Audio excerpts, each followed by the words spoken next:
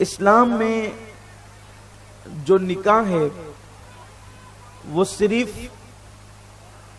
جنس کی تسکین کا نام نہیں ہے، یعنی ایک جسم سے دوسرے جسم کے وصل اور ملاپ کا نام نکاح نہیں ہے، بلکہ ایک دل سے دوسرے دل سے ملنے کا نام نکاح ہے، شادی ہے۔ جسم تو کہیں بھی مل سکتے ہیں، لیکن نکاح اور شادی کی خصوصیت یہ ہے، بہت خاص بات اپنے جوانوں کے لیے۔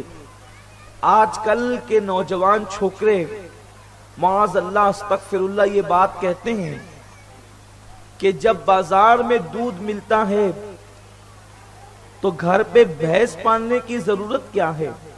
اس طریقے کی بات لوگ کرتے ہیں۔ آج فلمیں دیکھ کر، سیریل دیکھ کر، مغربی تہذیب کی طرف مکمل ڈوب کر کے یہ بات کہتے ہیں، معاذ اللہ استغفر اللہ۔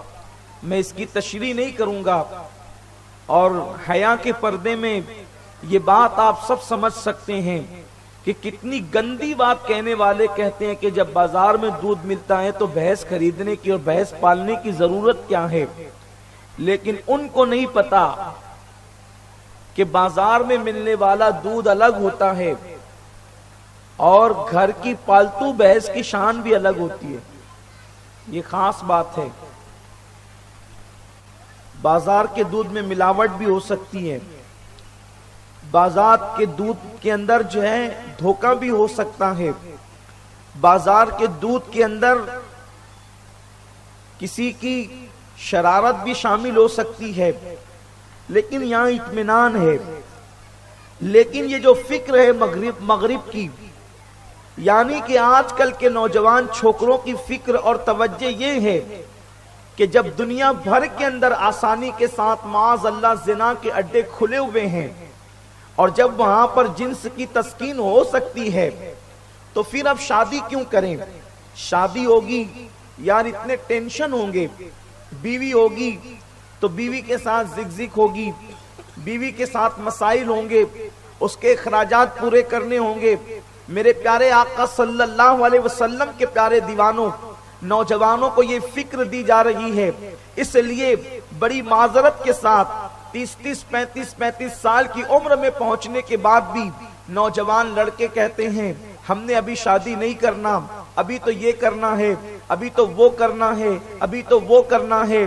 میں یہ نہیں کہتا ہر دیر سے شادی کرنے والا برا ہے، لیکن یہ ضرور کہتا ہوں اکثر لوگ جو شادی میں تاخیر کرتے ہیں، اکثر، سب کی بات نہیں، اکثر جو تاخیر کرتے ہیں اس طرح کے مسائل کے اندر وہ گھرے ہوتے ہیں۔ میرے آقا صلی اللہ علیہ وسلم کے پیارے دیوانوں، تو جسم کی تسکین، جسم کا ملاپ تو کہیں بھی ہو سکتا ہے، لیکن یہ صرف نکاح کی خصوصیت ہے کہ نکاح دلوں کو ملاتا ہے، نکاح دلوں کو قریب کرتا ہے، نکاح دلوں کے اندر جذبات پیدا کرتا ہے۔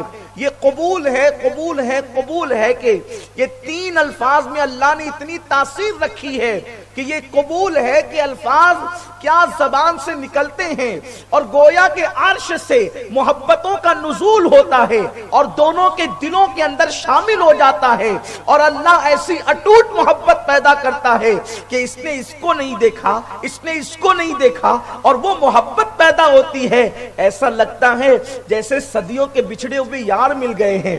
آخر اس قبول ہے کے اندر برکت کیا ہے؟ دراصل یہ قبول ہے، یہ صرف تمہارا قبول ہے نہیں ہے، اب ذرا توجہ کریں، یہ صرف تمہارا قبول ہے نہیں ہے، بلکہ جنت میں آدم نے حوا کو قبول ہے کہا تھا، یہ اس کی برکتیں ہیں۔ سلیمان نے بلقیس کو قبول ہے کہا تھا، یہ اس کی برکتیں ہیں۔ یوسف نے زلیخا کو قبول ہے کہا تھا، یہ اس کی برکتیں ہیں۔ اللہ اکبر۔ حضرت ابراہیم نے ہاجرہ و سارہ کو قبول ہے کہا تھا، یہ اس کی برکتیں ہیں۔ محمد رسول اللہ نے 25 سال کی عمر میں 2 مرتبہ بیوہ ہونے والی خدیجہ کو قبول ہے کہا تھا، یہ اس کی برکتیں ہیں۔ یہ 2 جملے قبول ہے کیا کہتے ہو؟ گویا کہ سنت انبیاء ادا کر کے اس محبت کی خیرات حاصل کرتے ہو، وہ محبتیں نصیب ہوتی ہے۔ میاں بیوی کا جو رشتہ ہے وہ کتنا مقدس رشتہ ہے۔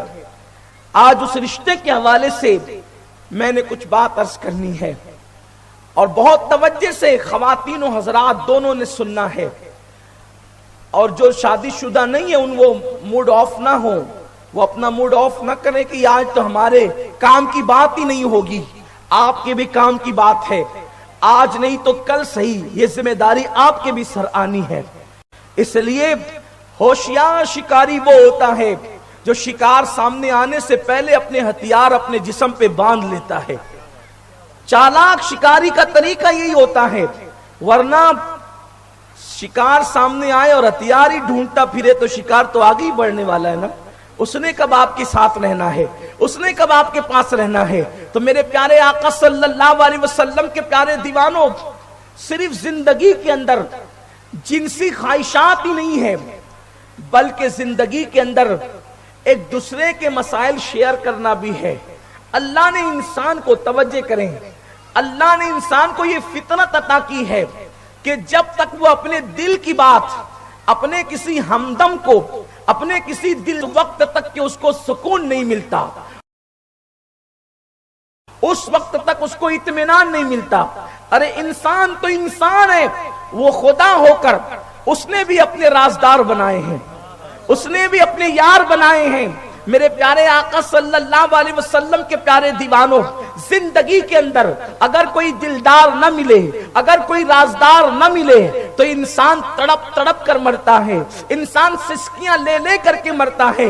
تو یاد رکھنا، بیوی اللہ رب العزت کی طرف سے بڑا عظیم انعام ہے، بڑا عظیم تحفہ ہے، اور میرے آقا صلی اللہ علیہ وسلم فرماتے ہیں جس کو نیک بیوی مل گئی اس کو دنیا میں جنت مل گئی۔ میرے آقا صلی اللہ علیہ وسلم کے دیوانوں، ایسی بیوی جو دنیا کی جنت ہے، جس کو دیکھو تو وہ خوش کر دے اور وہ فرما برداری کرے اور وہ شوہر کی غیر موجودگی کے اندر اس کے بستر کی حفاظت کرے، ایسی عورت خود بھی جنتی ہے اور اس کا شوہر تو جنتی اس لیے ہے کہ اس کو دنیا میں جنت مل گئی ہے۔ جب دنیا میں خدا نے جنت عطا کر دی ہے تو پھر آخرت میں اس کو جنت کیوں نصیب نہیں ہوگی؟ میرے آقا صلی اللہ علیہ وسلم کے دیوانوں، لیکن آج کل عورتوں کے حوالے سے مرد بہت غفلت کا شکار ہے، عورتوں کے حوالے سے مرد بہت جو ہے وہ لاؤبالی پن کا اظہار کرتے ہیں۔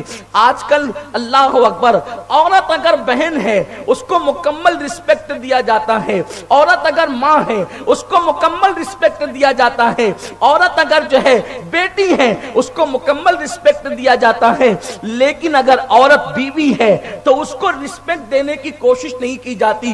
آخر یہ ظلم کیوں ہے سماج میں؟ آخر یہ سماج میں جبر کیوں ہے؟ ایک عورت اگر بیوی بن کر کے آتی ہے تو اس کو پیر کی جوتی کیوں سمجھا جاتا ہے؟ یہ مشرکانہ عقیدہ ہے کہ عورت پیر کی جوتی ہے، اور اللہ اکبر، یہ ملحدانہ روش ہے کہ عورت سر کا تاج ہے۔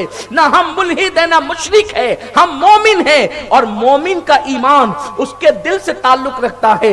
مومن نرم دل ہوتا ہے، مومن کا ایک معنی نرم دل کے بھی ہوتے ہیں۔ میرے آقا صلی اللہ علیہ وسلم کے پیارے دیوانوں، تو عورت نہ سر کا تاج ہے نہ پیر کی جوتی ہے، بلکہ وہ دل سے پیار کرنے کی چیز ہے، وہ چاہنے کی چیز ہے، وہ محبت کرنے کی چیز ہے۔ آج کل شادی ہو جاتی ہے لیکن ابھی ہاتھ کی مہندی بھی نہیں چھوٹتی۔ مرد یہ تصور کرتا ہے کہ عورت سے چلا کر بات کرنا یہ مردانگی ہے، عورت کو ڈانٹتی رہنا یہ مردانگی ہے، عورت پر جو ہے وہ ہر کام کی فرمائش عورت سے کرنا یہ مردانگی ہے۔ سماج اس طریقے سے ترتیب دے دیا گیا ہے، جہالت نے اپنے پنجے ایسے گاڑ دیے ہیں کہ آج مرد یہ تصور کرتا ہے کہ بیوی کی موجودگی میں اٹھ کر پانی لینا یہ بہت بڑی بے عزتی ہے میرے لیے، کھانا اسی سے مانگیں گے، کھانا اسی سے طلب کریں، کرنا بھی چاہیے، لیکن بیمار ہو تب بھی یہی حال، سو رہی ہو تب بھی یہی حال۔ کیا کبھی کوئی مرد اپنے ہاتھ سے کھانا نہیں لے سکتا؟ ٹھیک ہے، صحت مند ہے تو بیوی کی خود خواہش ہوتی ہے کہ وہ اپنے شوہر کو کھانا دے، اس کی ضروریات کے کام کرے، وہ خود چاہتی ہے۔ بلکہ بعض فرما بردار بیویوں کا حال تو یہ ہے کہ اگر وہ بیٹھی ہو یا لیٹی ہو اور شوہر اٹھ کر پانی لے لے تو وہ اسی پہ ناراض ہوتی کہ میں کس لیے۔ ایسی بھی اللہ کی نیک بندیاں جنہیں اللہ سلامت رکھے، اللہ انہیں درازی عمر بالخیر عطا فرمائے، ان کے شوہروں کو سلامت رکھے، ان کے درمیان محبت مزید دوام نصیب فرمائے محبتوں کو، ایسی بھی ہیں جنہیں ہم جانتے ہیں۔ لیکن ایک عورت کی خواہش ہوتی ہے کہ وہ مگر اس کی اپنی کچھ مجبوریاں بھی تو ہوتی ہے، اس کی اپنی کچھ تکالیف بھی تو ہوتی ہے، تو کیا انسان اپنے ہاتھ سے کوئی کام نہیں کر سکتا؟ تصور یہ ہے کہ اگر میں اپنے ہاتھ سے کام کروں گا تو پھر میں شوہر کیسے رہ جاؤں گا؟ لیکن سنو، اللہ کے حبیب صلی اللہ علیہ وآلہ وسلم جب اما جان عائشہ صدیقہ بیمار ہوتی تو حضور علیہ الصلوۃ والتسلیم ان کو آٹا گون کر کے دیا کرتے تھے، اور ان کے حصے کا کام اللہ کے حبیب صلی اللہ علیہ وسلم خود کیا کرتے تھے۔ اور سنو، نماز کی کثرت سے آپ نمازی تو بن سکتے ہیں مگر بہترین انسان نہیں بن سکتے۔ آپ روزوں کی کثرت سے صرف روزوں کی کثرت سے آپ صائمین میں آپ کا شمار تو ہو سکتا ہے مگر بہترین انسان آپ نہیں بن سکتے۔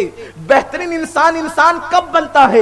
اللہ کے حبیب صلی اللہ علیہ وسلم فرماتے ہیں تم میں بہترین وہ ہے جو اپنے گھر والوں کے ساتھ بہتر ہو، اور آقا فرماتے ہیں میں تم سب میں اچھا ہوں اس لیے کہ میں اپنے گھر والوں کے ساتھ تم سب میں اچھا ہوں۔ میرے آقا صلی اللہ علیہ وسلم کے پیارے دیوانوں، آئیے اگر بیوی بیٹی کوئی مطالبہ کر دے ابو یہ لے کر کے آنا، بے شک بیٹی بیٹی ہوتی ہے، بہن کوئی مطالبہ کر دے بھیا یہ لے آنا، بہن ہوتی ہے، ماں کوئی مطالبہ کر دے بیٹا یہ لے آنا، ماں ہوتی ہے۔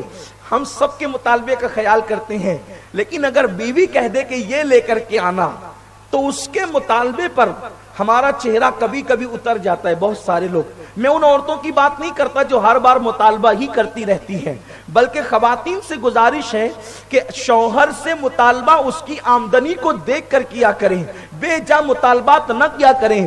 پاس پڑوس میں دیکھ کر کے، آس پاس میں دیکھ کر کے کہ فلاں کے شوہر نے یہ دلا دیا اور فلاں کے شوہر نے یہ دلا دیا اور فلانی نے اتنے روپے کا کپڑا لے کر کے آیا، دوسروں کو دیکھ کر شوہر کو تنگ نہ کرو بلکہ اس کی آمدنی کو دیکھ کر مطالبہ کیا کرو۔ لیکن اگر بیوی نے مطالبہ کر دیا ہے اور شوہر حیثیت رکھتا ہے اس کو پورا کرنے کی، اس شوہر کو چاہیے کہ اس کو وہ پورا کرے، اور خواتین کو چاہیے کہ مطالبات کم سے کم کرے۔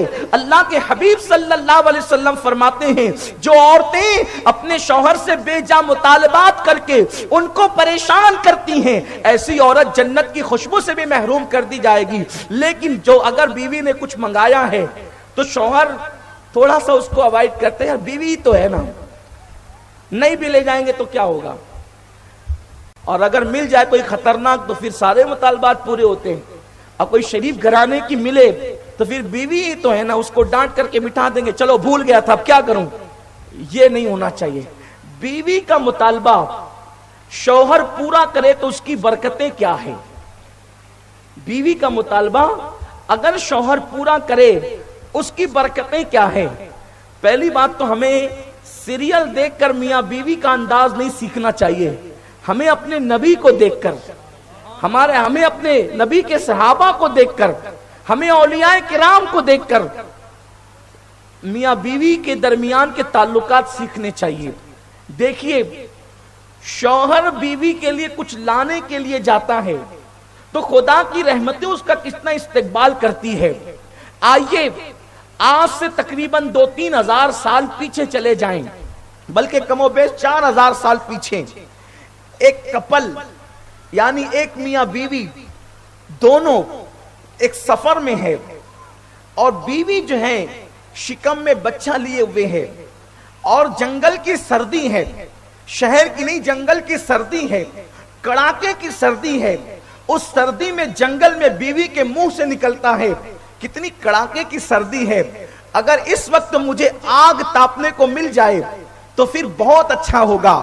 شوہر اللہ اکبر، بیوی نے آگ کا مطالبہ جنگل میں کیا ہے، اور جنگل میں چولہے کی قطار نہیں ہوتی، عام طور پہ جنگل میں آگ ہوتی نہیں، آج کے اس ترقی یافتہ دور میں جنگل میں آگ نہیں ہوتی، تو آج سے کم و بیش 3,500-4 ہزار سال پہلے جنگل میں آگ کا تصور کیسا، اور وہ بھی جنگل، بیابان، صحرا، اور وہاں پر نہ آدم زاد، اور پھر رات کا وقت ہے، رات کے وقت میں بیوی اپنے شوہر کو کہتی ہے اگر آگ ملے تو کتنا بہتر ہو۔ دوسرا شوہر ہوتا ڈانٹ کر دبا کر کے کہتا جنگل میں تمہیں آگ کہاں سے لا کر کے دوں، تم تو کبھی بھی کوئی بھی مطالبہ کرتی ہو۔ لیکن قربان جائیں وہ شوہر کوئی معمولی شوہر نہ تھا، اللہ اکبر، وہ شوہر اللہ کا کلیم حضرت سیدنا موسیٰ علیہ السلام تھے۔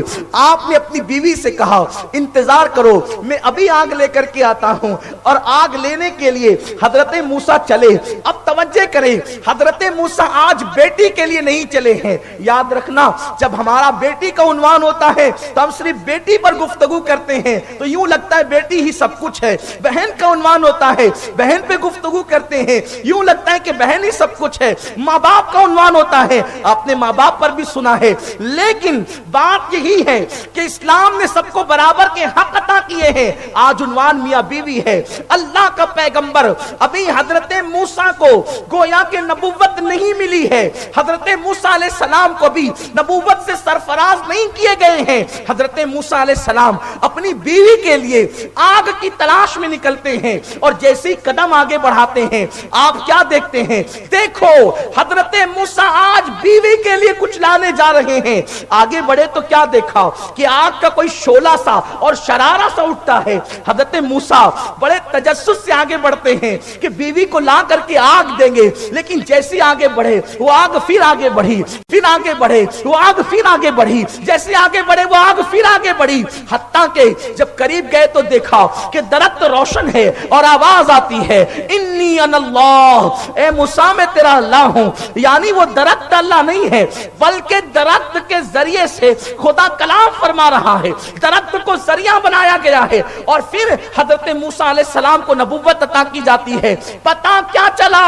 حضرت موسیٰ علیہ السلام کی نبوت ملنے کی تاریخ میں یہ بات بھی درج ہے، نکلے تھے بیوی کی مراد پوری کرنے کے لیے، اللہ نے ان کی مراد پوری فرما۔ اب پتہ چلا کہ بیوی کی مراد کتنی قیمتی ہوتی ہے۔ آئیے کبھی ایسا ہو جاتا ہے کہیں سفر پہ ہوتے ہیں، سفر پہ چلتے ہیں، دوران سفر بیوی کے پیر سے چپل ہی نکل گئی، بیوی کے پیر سے تم کو چلنا نہیں آتا، پیر سے تمہاری چپل نکل گئی، ٹائم پاس ہوگا اور یہ ہوگا اور وہ ہوگا، وہی رستے میں ڈانٹنے لگتے ہیں۔ وہ بیچاری حیا کی ماری سوچتی ہے نہ آتی تو اچھا ہوتا، اس کے ساتھ میں کیوں آ گئی۔ یہی ہوتا ہے، یعنی جھڑکتے رہتے ہیں کیونکہ کچھ سمجھا ہی نہیں اس کو۔ آئیے جب بیوی کے لیے انتظار ہوتا ہے تو پھر کیسا کرم ہوتا ہے، جب بیوی کے لیے انتظار ہوتا ہے تو کیسا کرم ہوتا ہے۔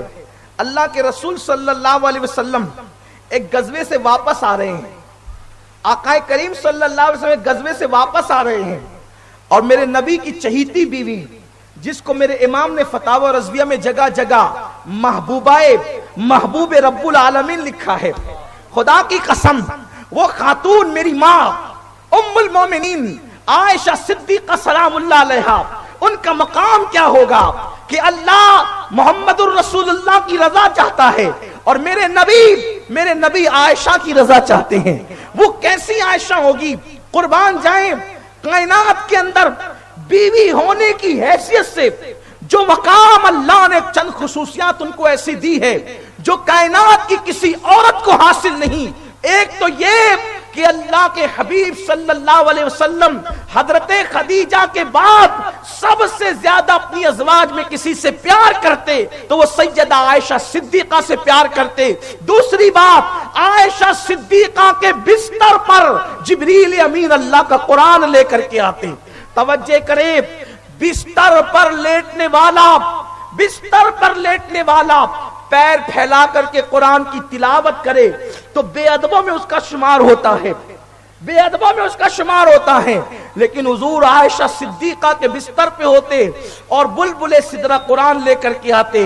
بستر عائشہ کو میں طور کہوں تو کس منہ سے کہوں، بستر عائشہ کو طور کہوں تو کس منہ سے کہوں، اس لیے کہ طور کا قیام کرنے والا موسیٰ ہے اور طور پر ملنے والی کتاب توریت ہے، لیکن اے طور کروڑوں مرتبہ رشک کر بستر عائشہ پر کہ بستر عائشہ پر نہ کلیم ہے اور نہ آنے والی تورات ہے، بلکہ بستر عائشہ پر حبیب خدا جلوگر ہے اور آنے والی کتاب قرآن ہے۔